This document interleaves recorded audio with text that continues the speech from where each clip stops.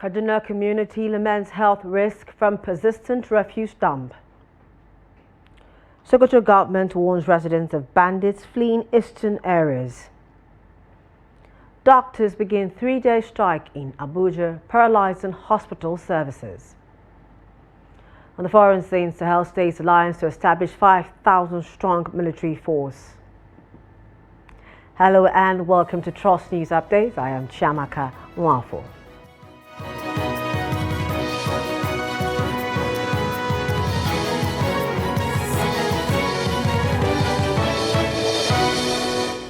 Good evening, thank you for joining us. Now, residents in Tudun Ilu community in Kaduna South local government of Kaduna State have sent an SOS message to the state government to address the indiscriminate dumping of refuse in the area. According to residents, they are battling to breathe healthy air due to pollution caused by the refuse from a nearby dump site, which now poses health challenges to them and their children. Here's more in this report. This is a classic example of how residents here dispose their waste indiscriminately. Although the red line separates Kaduna North and South local governments, this heap of refuse is posing health risk to communities in the two local governments. We have mosquitoes everywhere in our community due to the proximity of the dump site. Just recently, my son suffered from malaria and was admitted in the hospital. We are battling with many diseases here.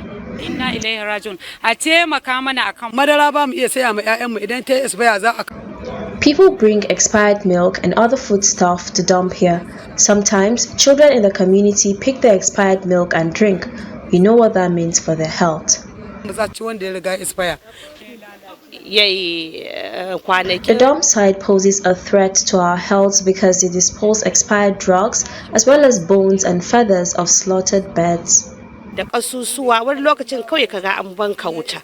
smoke pollutes the environment, especially in the mornings and evenings, making the area unsafe to live in. The challenge we face range from air pollution as well as burning of waste at any time of the day. Sometimes dead body of animals are emptied here. The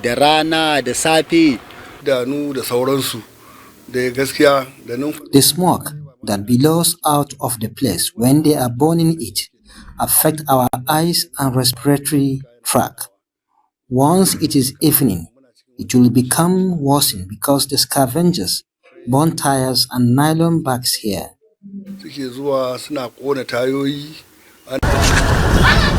This waste not only pollutes the air, but also contaminates their sources of water, which are mainly wells and boreholes.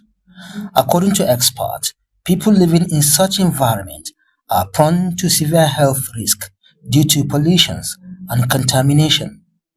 If you dump a refuse or somebody come to defecate in such kind of places, what happens is immediately sun hits that defecation or that refuse that is dumped there. It will be carried by this wind, that is air that is blowing, and the person that is close to that place is at a very high risk. Now the common disease you will find, one is gastroenteritis. What we mean by that is that now by taking in, these organisms, they affect the stomach and then the intestine, causing vomiting, causing diarrhea. And secondly, because of the inhalation you inhale, you find some people who are having asthma, tuberculosis, pneumonia, they all raise up. And you find a lot of conditions that are affecting the system. The village head of Tudun Ilu, Bala Ilu, appeals to government to come to the aid of the community. We want the government to provide a designated site for waste disposal to avoid what is happening in our community. The burning of the waste is a risk on its own, as it is situated between two filling stations, which, if great care is not taken, could go up in flames. effort to hear from the Kaduna Environmental Protection Agency was not successful at the time of filing this report. Bello Musa, Cross TV News Kaduna. Here in the FCT, doctors on Wednesday shut down medical services over allegations of unpaid 7-month salaries to their members employed in 2023. A visit to the Kubwa General Hospital on Wednesday morning revealed that visitors who trooped to the facility for medical consultation were told that they could not be attended to as doctors are on strike. Further investigation in the hospital revealed that the strike would last for 3 days as a warning before being extended to an indefinite one if the doctors' demands are not met. The Association of Resident Doctors in the territory had issued a 14-day ultimatum to the FCT minister on the 23rd of December 2024, which had since elapsed on the 6th of January 2025. Other demands are for the minister to clear the Medical Residency Training Fund of 2024, implementation of skipping and issuance of skipping letters to its members employed in 2023, immediate payment of accruement allowance for 2024, and payment of outgoing 13-month hazard allowance arrears, among other demands. In Sokoto State, the government has issued a warning to residents to remain vigilant as military operations against bandits intensify in the eastern part of the state and surrounding areas. In a statement signed by the Special Advisor to Governor Ahmed Aliyu on Security Matters, retired Colonel Ahmed Usman, the government highlighted the success of the ongoing joint military operations, which have left the bandits disorganized. The statement explained that multiple terrorist enclaves have been destroyed, with dozens of bandits neutralized and hundreds of kidnapped victims rescued. The statement urged residents to be cautious and report any suspicious activities in their communities. The government reiterated its commitment to working with security agencies to restore peace and stability in the state and encourage residents to play an active role by reporting unusual activities to the authorities to support the ongoing efforts to secure the region. In the southwest, the security network agency popularly known as Amoteku Corps has intensified its efforts to tackle the growing menace of banditry and criminal activities in the region. A National Bureau of Statistics (NBS) survey revealed that between May 2023 and April 2024, Nigerians paid 2.23 trillion naira in ransom for kidnappings. The southwest region alone recorded 6.9 million crime incidents during this period.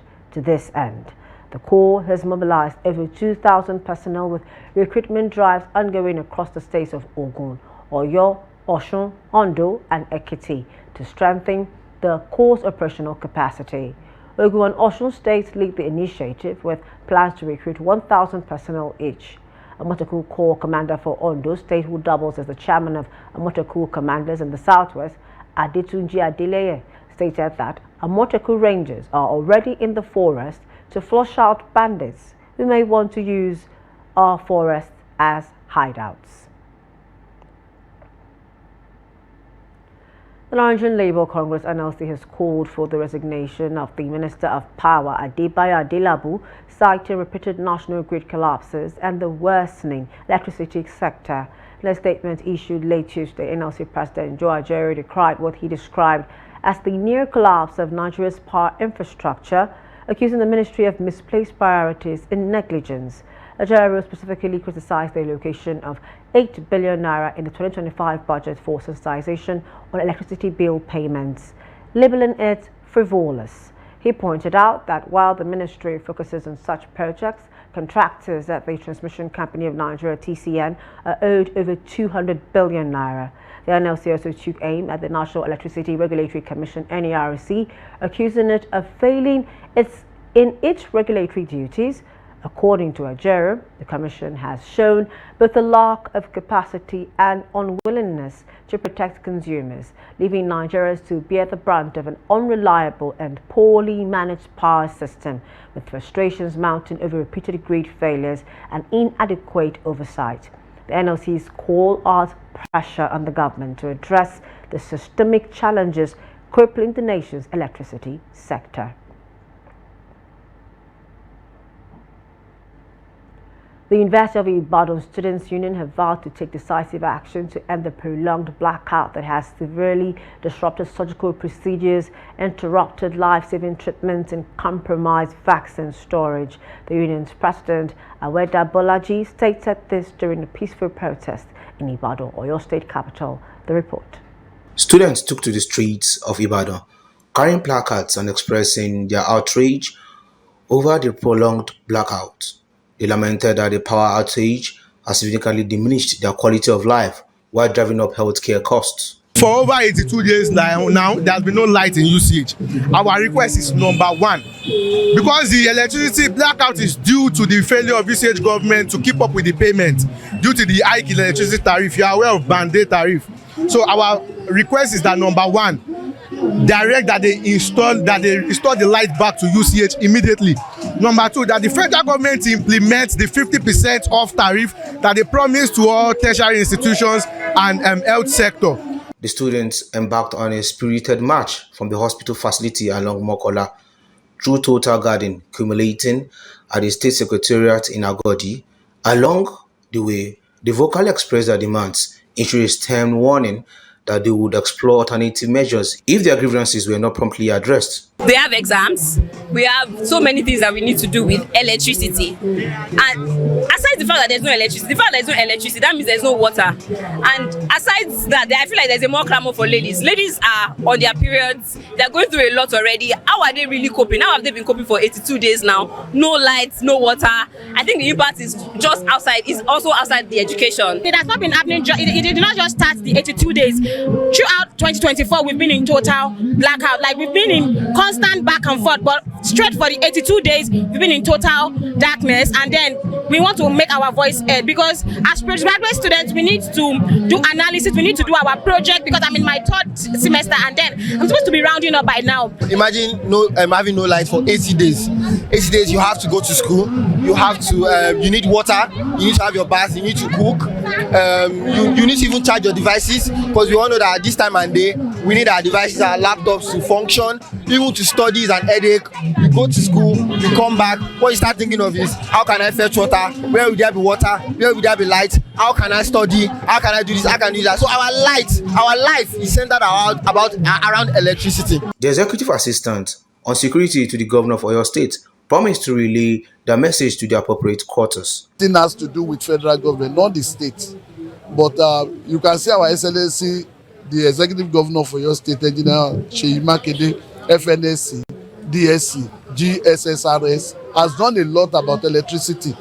He has just commissioned the IPPS electricity that will augment what we have on ground. I know that one will go a very long way, which I've given them an assurance that they know the governor we have. He doesn't want anybody to suffer even for a second. To comprehensively address the challenges facing the University College Hospital Ibadan, the students are urging the Nigerian government and the healthcare stakeholders to prioritize investment in reliable and sustainable power solutions such as solar energy.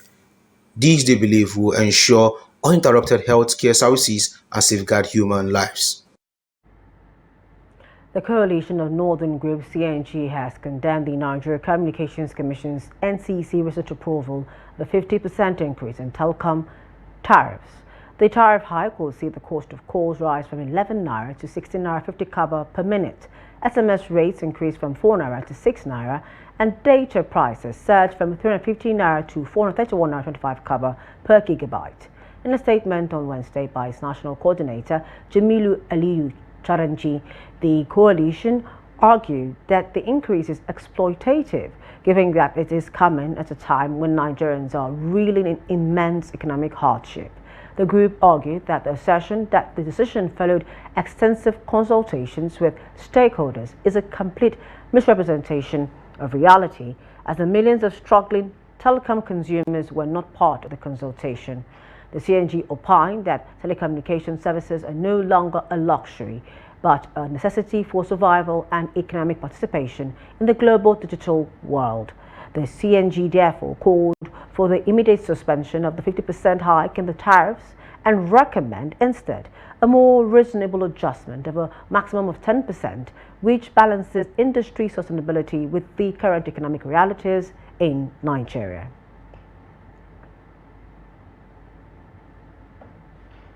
Now, the wife of a former Deputy Senate President, Senator Ike Ekweremadu, has been released from a United Kingdom prison. According to a source who created anonymity, Beatrice Ekweremadu, who was sentenced to 5 years in prison, returned to the country on Tuesday. She is said to be currently in the Federal Capital Territory, Abuja. Reports say there's jubilation currently going on in her family house in the state. You're still on to news updates on Trust TV. Coming up, educationists advocate for the role of school clubs in enhancing student development. More news will return. Please do stay with us. The 22nd Daily Trust Dialogue theme: food security, availability or affordability. Date Thursday, 23rd January 2025. Time 10 a.m. Venue NAF Conference Center and Suites, Kado Expressway, Abuja. Special guest of honor, Honorable Tajuddin Abbas, PhD, Right Honorable Speaker, House of Representatives. Chairman of the event, Professor Reverend Father Godfrey Zamujo, Founder and Director General, Songhai Farms, Benin Republic. Guest speakers, Alhaji Idi Mukhtar Maiha, Honorable Minister of Livestock Development, Ms. Mira Mehta, co-founder and CEO, Tomato Jos. Architect Kabir Ibrahim, National President, All Farmers Association of Nigeria. The broadcast will be live on Trust TV, StarTimes Channel 164, Nicomsat's free-to-air and more. For sponsorship, branding and participation, please contact 081-5176-4600 or 080-3392-8902. Don't miss out. Attendance is free. Welcome back. Thank you for staying with us. Now a recap of our top stories. We told you that Kaduna community laments health risk from persistent refuse dump. We also informed you that its Sokoto government has warned residents of bandits fleeing eastern areas. Now to more stories. Ever imagined a student discovering a passion for coding, or another uncovering a talent for chess or web design, and yet another finding joy in entrepreneurship and business planning? Well, these scenarios unfold daily within school clubs, which have evolved into essential platforms for students to develop skills and explore interests beyond the traditional classroom setting. In this report, Trust TV's Lilian Ogazi examines the relevance of these skill-based clubs and highlights the benefits students have gained from these diverse opportunities. Here's more in this report. Social clubs have over the years evolved from simple recreational groups into vital platforms for skill development and personal growth in Nigerian schools. It is believed that these clubs play a vital role in giving children a well-rounded development. Ms. Gift Okorungu, a school administrator and an educationist, walks us through how vital these clubs are to students and why types of clubs have evolved in schools today. We just started ensuring that these clubs are active. For instance, we have robotic club, we have entrepreneurship, we have ballet, we have chess club, and among other clubs. These clubs are strategized or they are put in place to ensure that children do things or they are exposed to the world out there. They are not just streamlined to the four walls or what they are taught in class, because education is beyond the four walls right now. Most of the clubs have age bands. So the coding and robotics starts from 7 years to 12 years and upwards. Clubs have evolved from reading and mathematics club, which are education-based, to relevant skill-based clubs like coding, entrepreneurship, chess, and others. Very relevant because you see them, they're very excited about it, they're passionate about it. It brings out the real child, the other version of the child that is, like I said, dormant. Like entrepreneurship, you see them getting into some skills, multitasking skills that will earn them money, either baking, either sewing, either crocheting, anything that will earn them money outside. Some children also get into teaching or the peer teaching.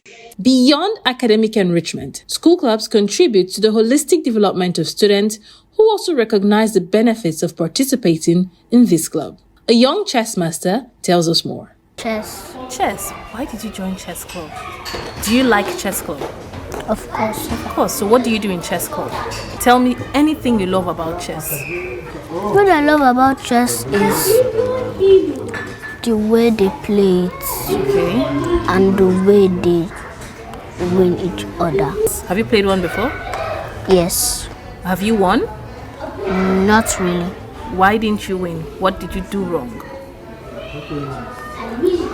While I was playing, my friend defeated me by the queen and king.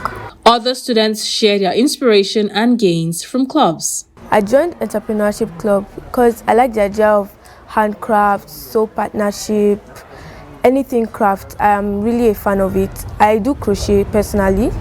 I've made few nice products. I've made like a top, I've made bags.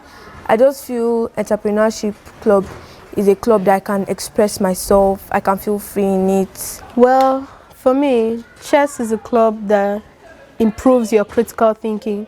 So I want to improve my critical thinking so I can be a brilliant person and also be taking first positions in class. I belong to coding and robotics because it's a good club and it also helped me in the future. Social clubs in Nigerian schools have grown beyond just being social clubs, but are now a hub for development and personal growth.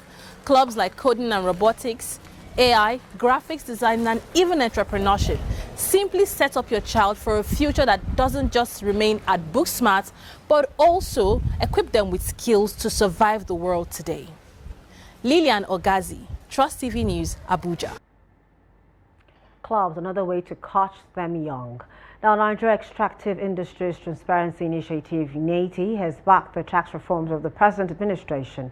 NATI also asked the Presidential Committee on Fiscal Policy and Tax Reforms to provide a clear and detailed explanation of its plan to harmonize federal and state tax laws. The agency stated this in a statement signed and released by the Acting Director of Communications and Stakeholders Management, Obiageli Onora, on Tuesday. It demanded that the committee clarify the roles of subnational governments in implementing the bill and identify areas needed to improve the policy gaps in the bill. NATI stated that it had submitted its position in a memo signed by its Executive Secretary, Orji, and directed to the leadership of the National Assembly and the Chairman of the Presidential Committee on Fiscal Policy and Tax Reforms. According to Orji, the bill has the potential to modernize Nigeria's tax system, streamline and broaden its administration and tax base to align with global best practices. Away from Nigeria, 3 junta-ruled countries in Africa's Sahel region will join forces to create a 5,000-strong unit to fight the violence that has for years plagued the nations, officials disclosed on Tuesday. Burkina Faso, Niger and Mali will create a unified force within weeks, Niger's defense minister said. The 3 nations are former French colonies where the military deposed civilian administrations and purchased between 2020 and 2023. Following the coup, the 3 countries distanced themselves from France and last year formed a confederation, the Alliance of Sahel States, AES. In this common space, our forces will be able to intervene together, Niger Defense Minister Salifu Modi said in a televised interview, adding that the 5,000-strong force was nearly ready. This unified force will not only have its own personnel, but aerial, ground and intelligence means and a coordination system, he said, adding that it should be operational within weeks. And in the sports scene, Medical Okoye has been dropped from Udinese's list of registered players following an alleged betting irregularities. Okoye is under investigation for betting on his own yellow card in a Serie A clash involving Udinese and Lazio last March. The Nigerian international was booked for time wasting in the 64th minute of the encounter. Investigators have reportedly conducted a search on the shortstopper's residence following complaints from betting company agency Sisal. If found guilty, the 25-year-old could be banned for up to 5 years. Okoye is currently recovering from a wrist injury. He has been replaced by Ejil Silvic in Udinese's 25-man squad. That concludes news updates at this time. For more of our news, programs and documentaries, to follow us on our social media platforms and on our YouTube live stream. I am Chamaka Mwafu. Thank you for watching.